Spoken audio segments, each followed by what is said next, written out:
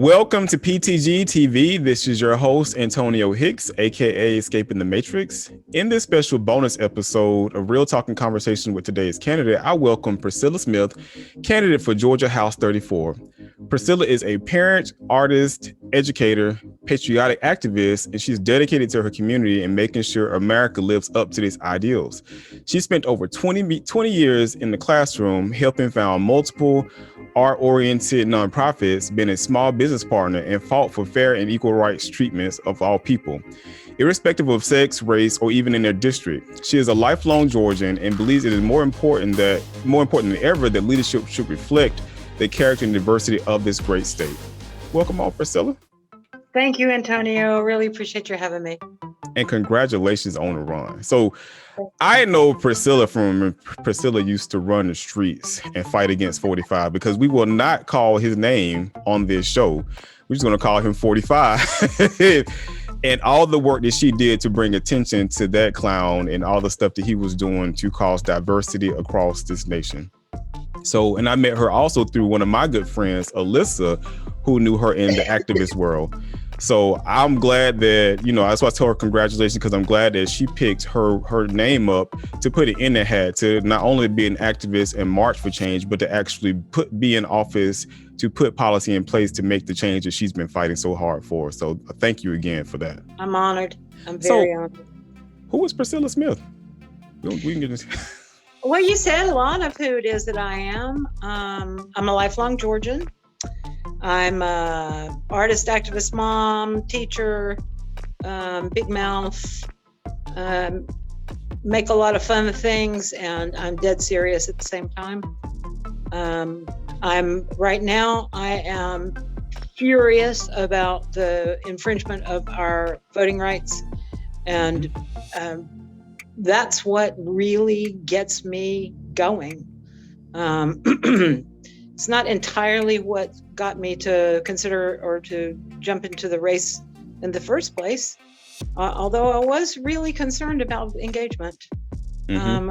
I recognize the need for voter engagement, for citizen engagement, as we're, my whole life, we've not had 75% of the electorate actually voting, right?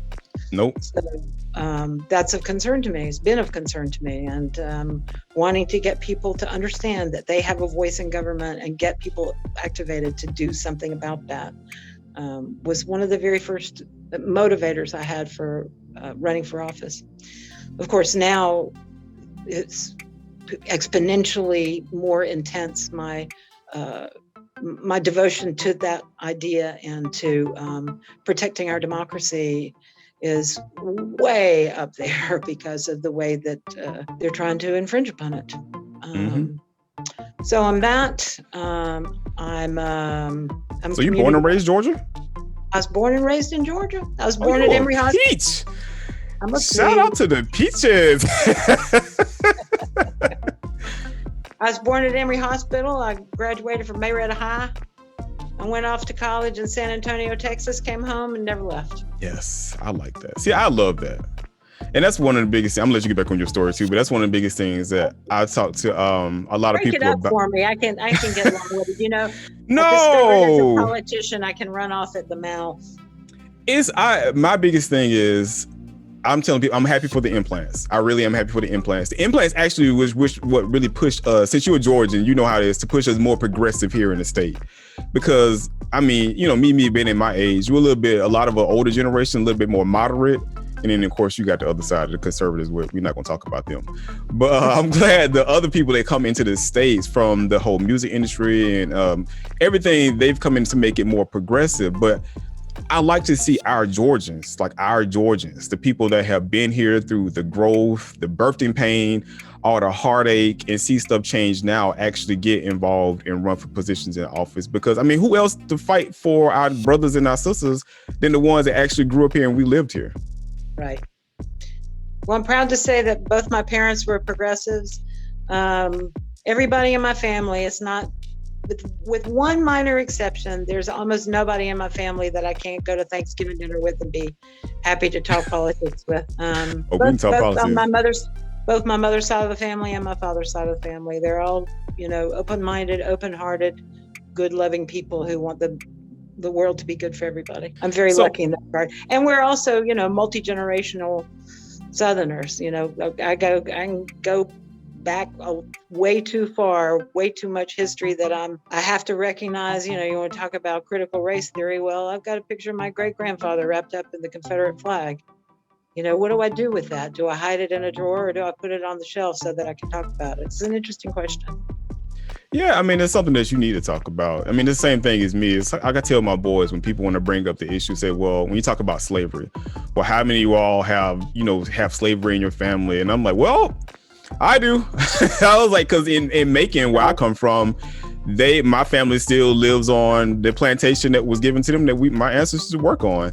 So it's like, for me, I grew up on those dirt roads when we would go out and visit our cousins and stuff out there, and we would see the houses that was all lined up next to one another and the outhouse they would go to.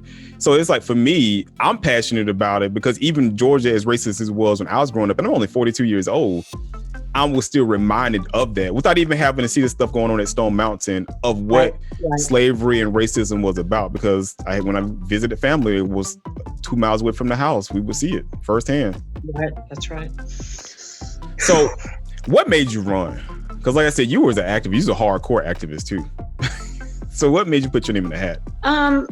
Well, when it came about, so let's see, I got arrested telling everybody, telling the legislature to count Stacey Abrams's votes in 2018.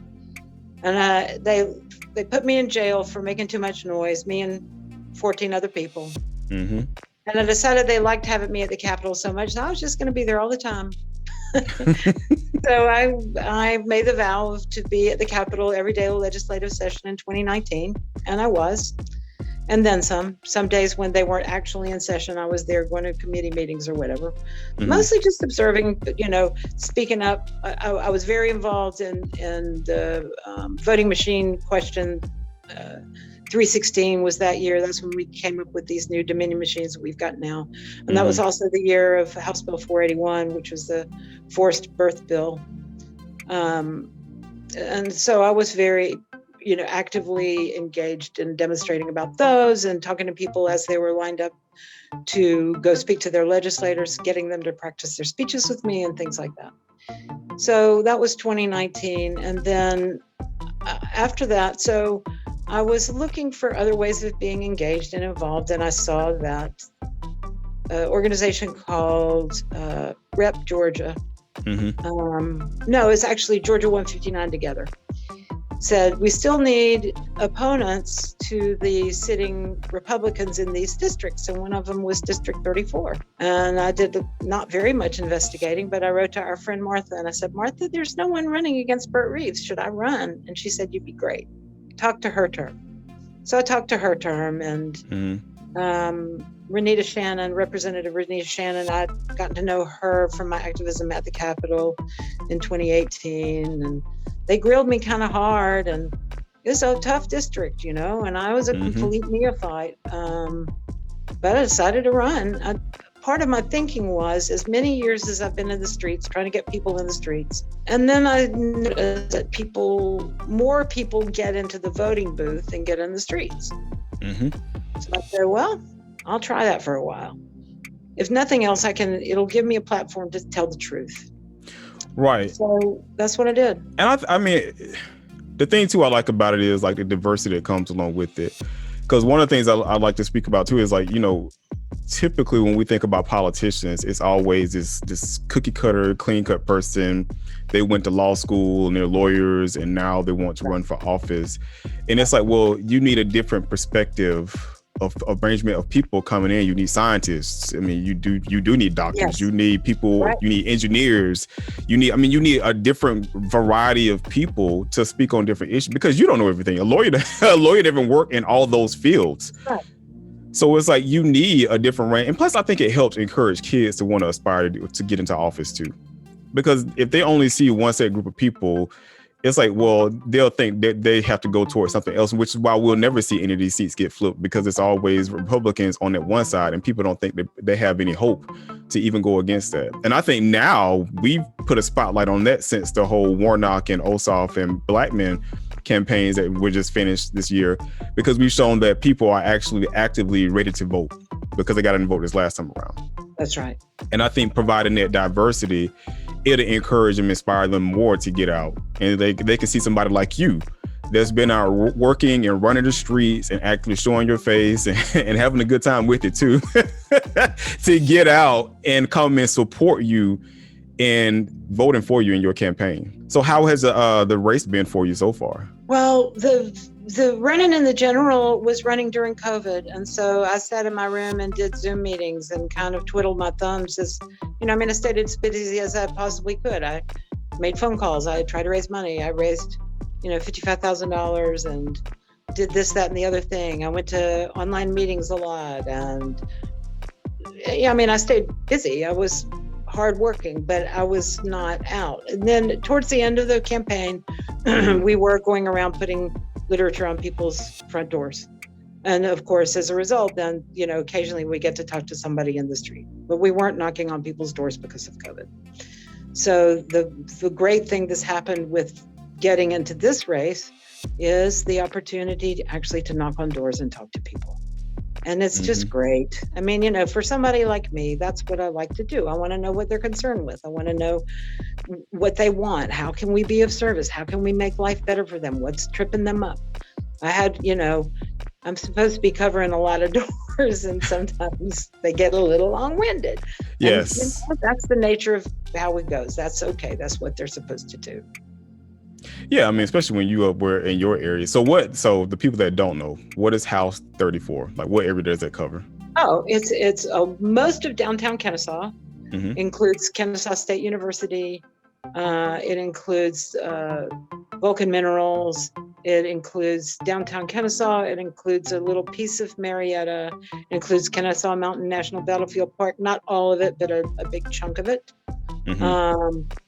And let's see, what else does it include? So it's everything is either west or south, because I-75 takes a big bend right there.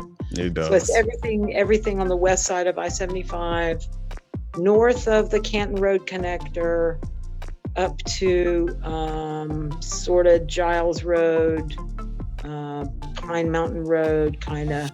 Then goes over west to Dallas Highway and cuts over. And of course, it's gerrymandered like all get out. It's got zigzaggy. To me, it looks like the head of a triceratops. Yes, it does. Yeah, if you go on her website, she has actually outlined it does like a triceratops. Now, I'm going to ask you, so I don't typically cover policy on this, but I'm going to ask a favor because I need this. Can you fight for transportation? I am so sick of the traffic throughout all of Georgia. Well, oh my God. I absolutely. And what I've been talking to people.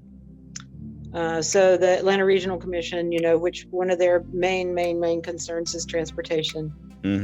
The advice I've been given about how to approach fixing transportation up here, and people hate traffic up here just as much as people anywhere. And they say we got to get it on the ballot. So we got to get it on a ballot as soon as is possible so that we can demonstrate that that's what the citizens of Cobb County want.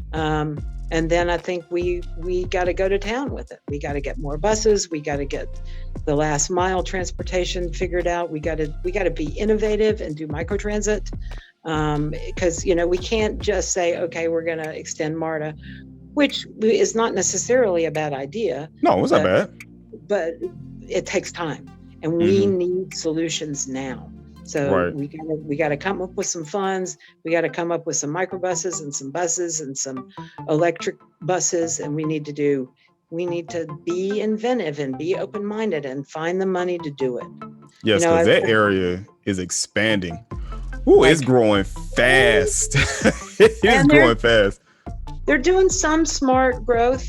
We got a fair amount of density in downtown Kennesaw. There's also a fair amount of privileging, what I call privileging. It's not originally with me, but privileging of automobiles. Why do we make the assumption that you got to have a car? We shouldn't make that assumption. It's killing the planet. It's killing a district. So we got to figure out other ways of living and being and getting and moving around. And we just have to keep pushing for it. We just have to push and push and push and push. Yeah, I was all for the like the little scooter businesses that popped up here until it became too many other scooter businesses that popped up here and the electric bikes and stuff. To me, that's if you're in the city or you're close to business establishments, I would prefer that more so than you hopping in your car and burning your carbon fuels and putting all the smog and stuff up. Absolutely, completely. I mean, No, go ahead. Go ahead. Go ahead. I was just going to recount a little history. So I believe it was 1973, might have been 1972. There was a referendum on extending. So that's when MARTA was getting going, extending MARTA into Cobb County. And anybody with any sense knew that getting MARTA out to Marietta was the smart thing to do. But because of you-know-what, we got it down. And now we're paying the price for our you-know-what. Same as Gwinnett County. Same as Gwinnett County. Down again. So that's what happens when you don't vote. So we got to make sure that we keep citizens engaged and keep people voting. Right. And it's like so I like the way that you were doing it. Kind of same way I was kind of doing it when I was out doing my thing and going to I was going to clubs. So I don't know if you was going to clubs. I was going to clubs and bars. But it's like to tell people the story in a different way than what they're used to, because they're used to, the political talk. Oh, vote for this. And, this will help you out. And you're missing out on this because you don't have this, as opposed to just breaking it down to people and telling them, hey, man, if you really want some change in your neighborhood, you might want to come out here and wait at these polls. I know the line is long. Bring a cooler, bring some wine coolers, some beers and stuff, put it in a sippy cup or whatever. and just wait. Tony, you can't advocate for people to be drinking whatever we vote. Priscilla, it is a long wait. You know how they do this out here in CD4. It's like 4 hours.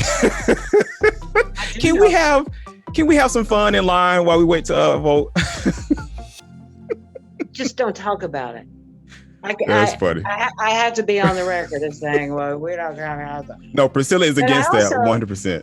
I also observed that Cobb County is a very interesting case study, because up here in my District 34 is disproportionately wealthy, is disproportionately white, and is disproportionately middle-aged.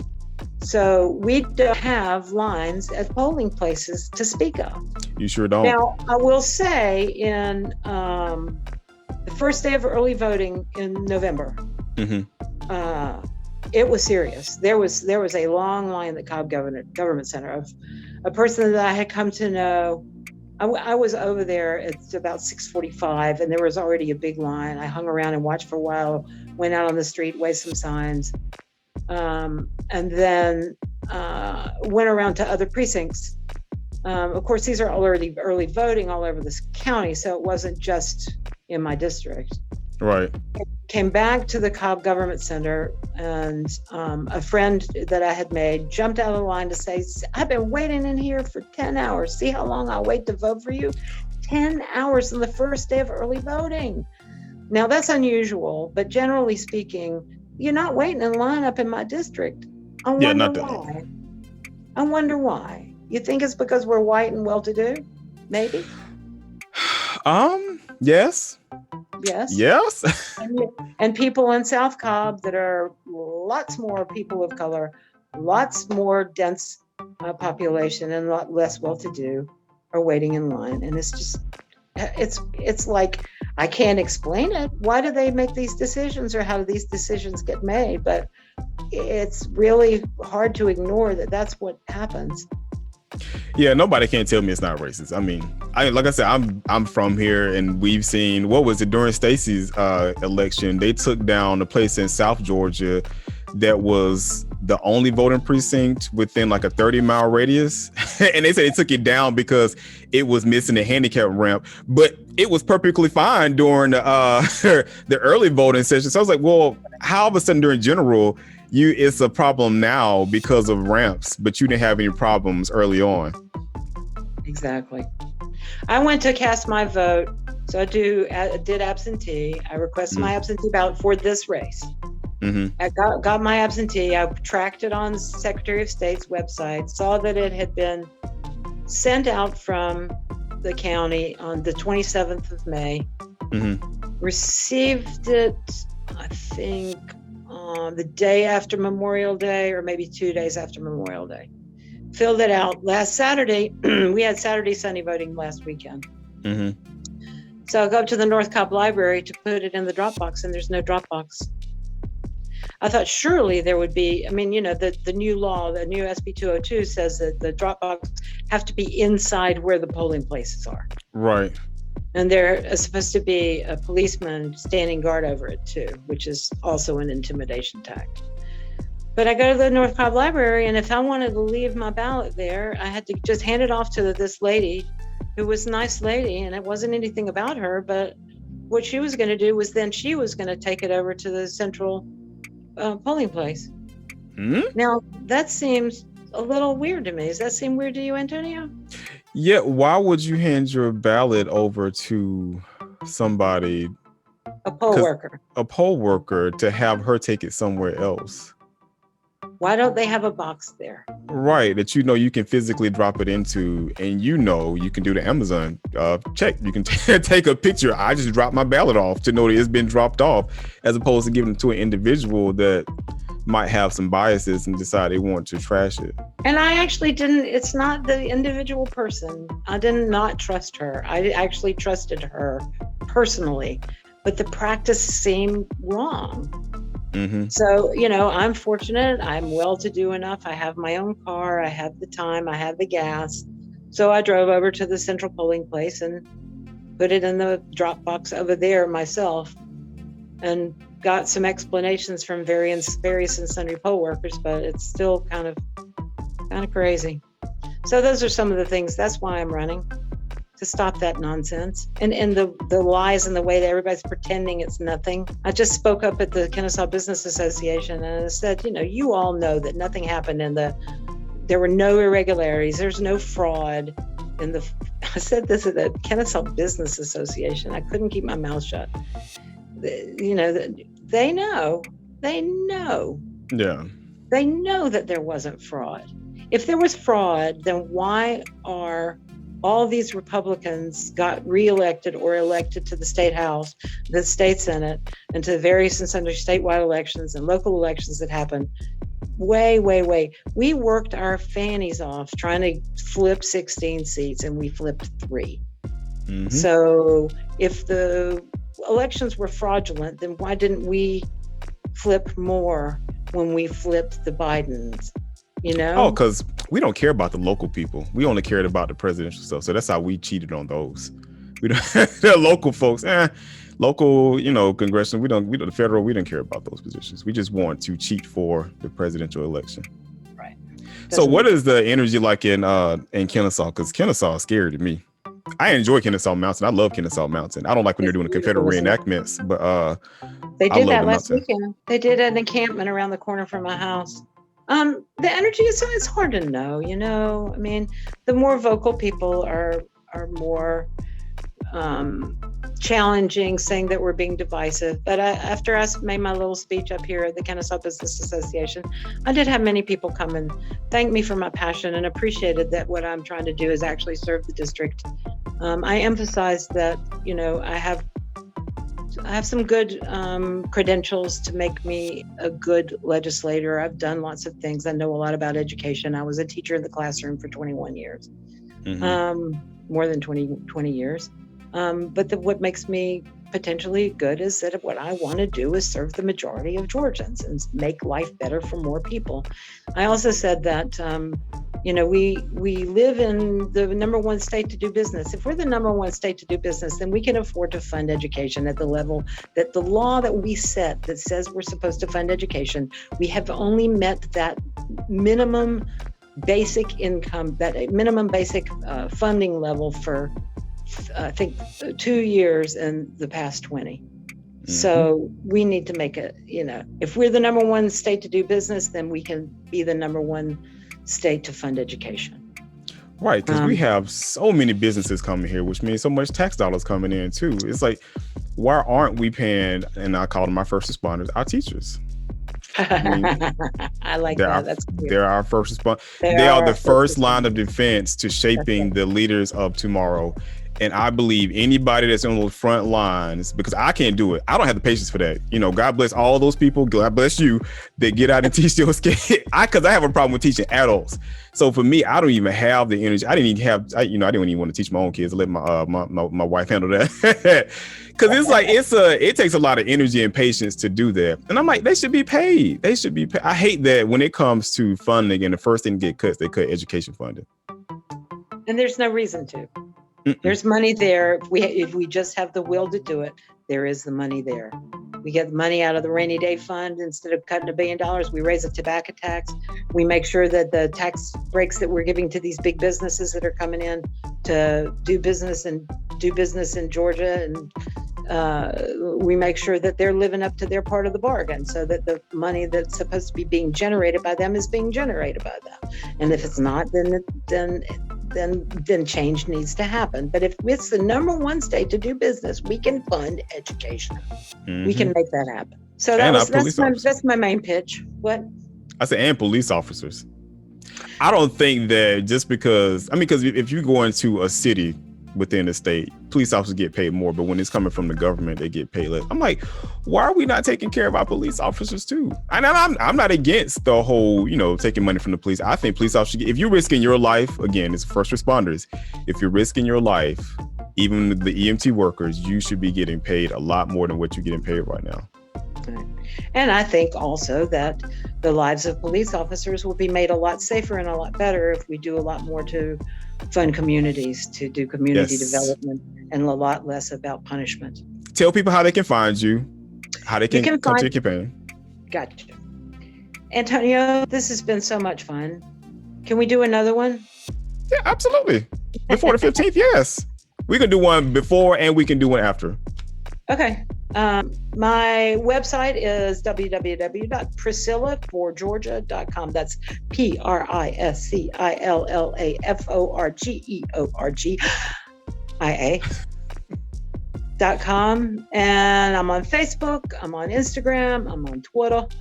You got to find me, like me, follow me, amplify my message, speak up. I feel like up here in Kennesaw that the progressive mood is right below the surface, and that the more that people get bold and say what they're really thinking, the better it is for everybody. I know that there are friends who have come to be politically active because they thought they were the only person who thought like they did, and suddenly they find out they're not. And so I think there's a lot more energy for progressive movement in Kennesaw, in the District 34, than people may think. And that we really need to do everything we can to empower people to speak their minds, to speak up about what's wrong, and speak up about how we can make things right. Absolutely. Now, before you go, I do ask one thing. Like, we want to talk about one thing I like to push on this show is like for everybody to leave a word of encouragement, because we feel with so much divisiveness and the tension online. So if you can leave a partial word of encouragement for all the people, your constituents and everybody across the state. Oh yeah, come on, we can do this. It's voting is fun. It's really a great feeling to get in there and to speak your mind, and you can do that with your vote. I want to be accessible when I'm elected. You can call me up, you can send me an email, you can invite me for coffee, I'll invite you for coffee. I want to be there for you. I want you to be able to talk to me. I want you to tell me what you're really thinking. And I want to see what we can do to make life better for everybody. I want to thank you again for appearing on the show. Good luck on your race. I'm going to push you as much as I can because I love you. I love the energy that you bring along to it. I love the diversity that you come into the play field with. You're not the cookie cutter candidate that I always see. And I believe that's what we need right now. So somebody can provide a different form of inspiration to encourage the unconventional voters to come out and support you in your race. One thing I want to leave with is become aware on how things are connected. We all play a part in the overall grand schemes of life. Never look at where you are and things you might have done as a deterrent on how you metamorph into something new. Greatness is in all of us, and sometimes you hit potholes on the way to your destination. Just never let it stop you from getting there. So I'm Antonio Hicks, Mr. Escaping the Matrix. Thank you all for tuning in again. Thank you again, Priscilla. We're going to have you on again before the race, and then we're going to have you on again afterwards to talk about it. So good luck on it. Love you again. Love you all for listening in. Happy podcasting.